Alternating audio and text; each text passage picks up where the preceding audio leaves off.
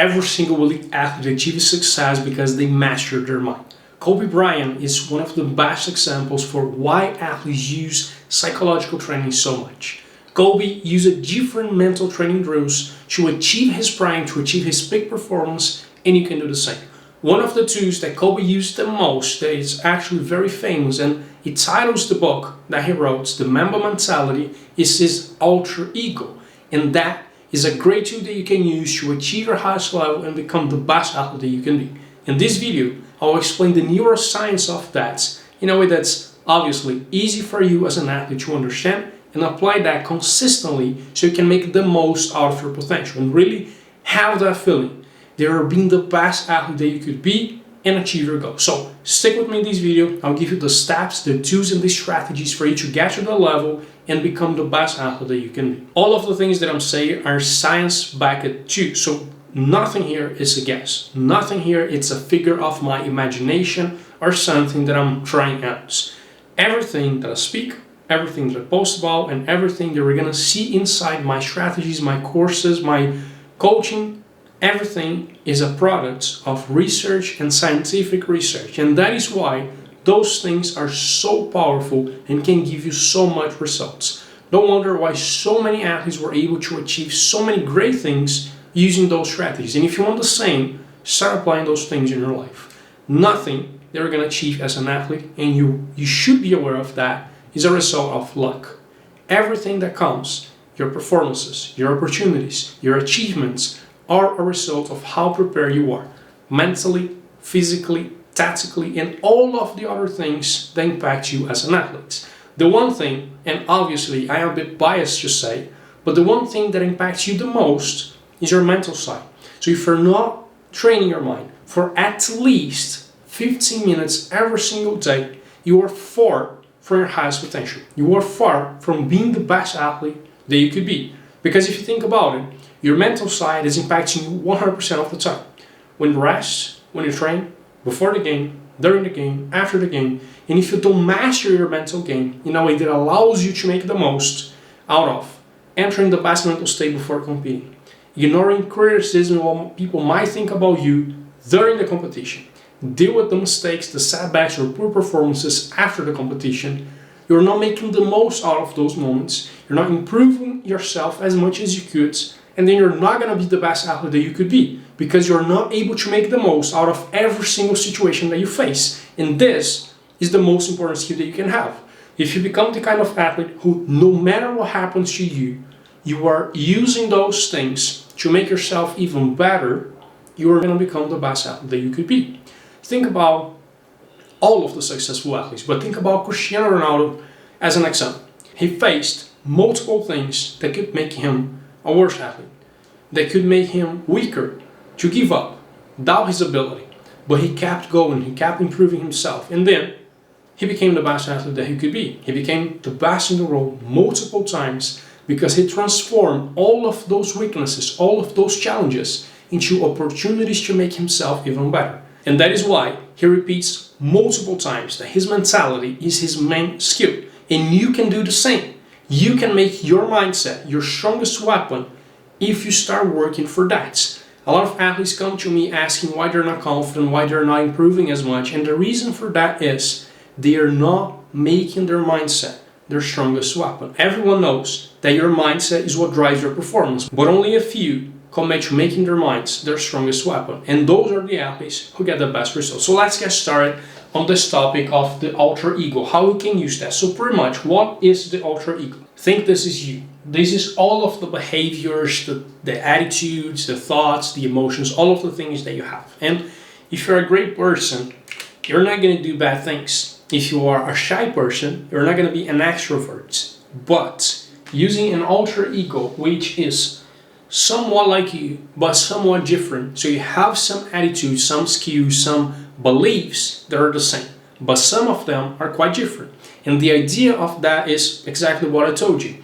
Kobe Bryant was a great person. He was really a great person. You can see that. But on the course, when he was competing, he had an adaptation. He was not that great guy. He was a competitor. As he calls himself, he was a silent killer. Obviously, he wasn't like that outside the courts. But once he started competing, he becomes the Mamba mentality. He becomes the silent killer. And what that allows him is to be more aggressive. So the alter ego is an adaptation of who you are for the time that you are competing.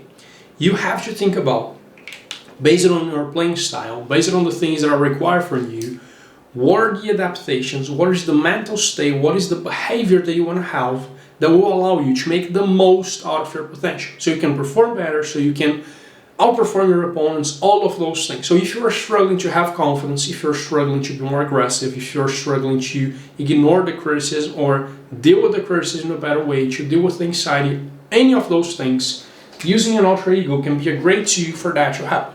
And what you need to make that happen, what you need to create your own alter ego, is firstly a clear representation of that. So it could be someone else, it could be a character, it could be a creation of your imagination, like the Mamba mentality, which is something that Kobe created himself. You could use another player, a character of a movie, an animal, for example, or just a name that resonates with you. Then you want to think about what are the differences of thinking, what is the difference of beliefs, what are the things that change your perspective, who do you become? So what are the characteristics of this representation? So for him, it was a silent killer. He was not caring about others' opinions. He was not caring about others' feelings. He was doing the best or doing all that he could to win, to be the best on the court. So all of those things are ways of thinking of his alter ego, of his representation of who he wants to be when he's competing. Out of that, when you're thinking that way, how do you behave? What are the things that this alter ego allows you to do? Do you become more aggressive? Do you become more extrovert? Do you communicate more? Do you tackle more? Do you play dirty? Do you enter your dark modes? What are the things that happen to you? The more clarity that you have on all of those steps, the more you can see those things. So if you close your eyes and you think about it, okay, who am I? What is my alter ego? Okay, it's the Mamba mentality. Okay, how am I thinking when I'm in these modes? I'm thinking that I'm a silent killer. I'm thinking that I'm going to do anything or whatever it takes. I'm thinking that I am the best at sacrificing, or I am the best at helping teammates.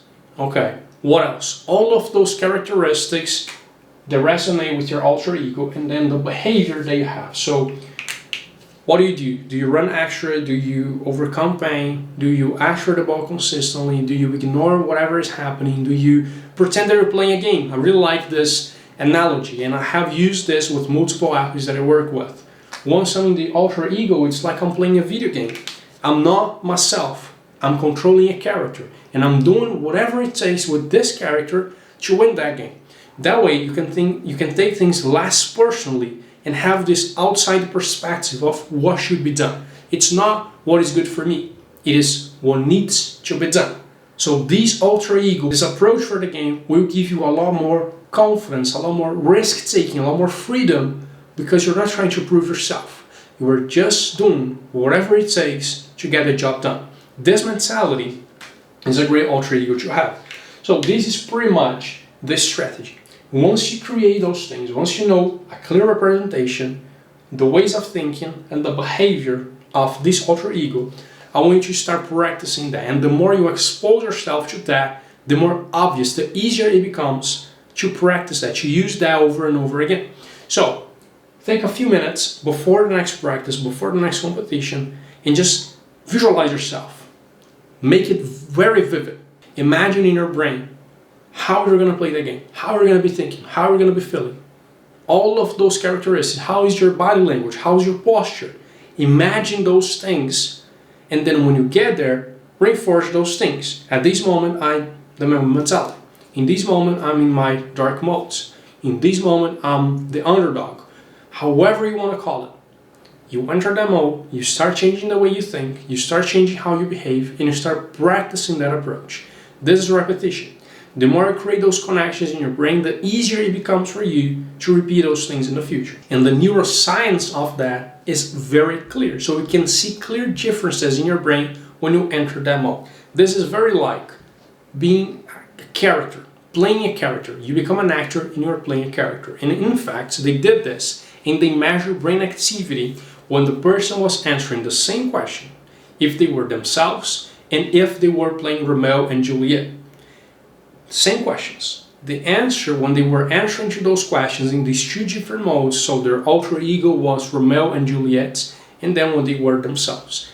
Brain activity was completely different, which shows that when you imagine and practice other people's mental states, you change yourself, and changing yourself allows you to do things that you wouldn't do if you were being yourself at that moment. Now, does that mean that you are not yourself anymore? No, it doesn't mean that. It means that you're making the necessary adaptations so you can play the game in a better way. And if you think about the cognitive model, if you think about how your brain works, the way you think and the way you feel are always shaping the way that you behave.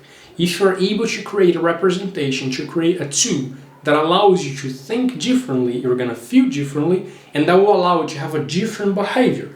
A lot of the times, athletes are not able to have to change their behavior because they think that that doesn't suit them, that doesn't make sense to their identities. And if you're changing your identity just for that specific situation, that will allow you to embrace other ways of performing, of behaving, of thinking.